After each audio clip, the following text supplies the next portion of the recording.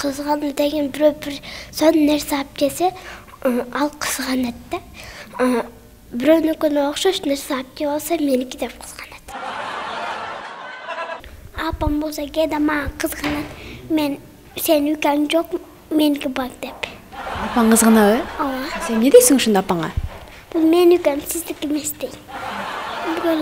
Күлөп келсе, ошо кызгана бекишет. Мен досторум кызганат да бир нерсени берип турчу десе, жок бербей коет.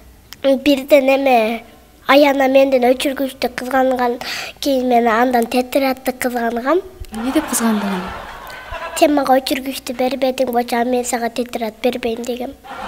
Менин акам досторунун машинасын кызганат. Эмне деп кызганат? Сындырып коесуң деп. Мага апам көнөк алып бергенде мен кызганам. Эмнени кызганасың сен? Апам мага сонун көнөк алып келет да. Чоң адамдар да кызганышабы? Ооба. Алар кантип кызганат? Алар байлык алганда, бир акча бергенде сүйүнүп кетишет, кийин кызганат. Кимден кызганат алар? Алар бизден. Эмнелерди кызганасың сен?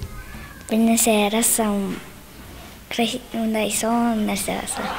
Мончоктон, шакиктен кызганышат. Мен мамам бирөөгө машинасын 2-3 күнгө берип турчу. Айтап 2-3 күнгө берип турчу. Бишкекке же башка жака барып кирейин десе жок дейт. Эмнеге жок дейт?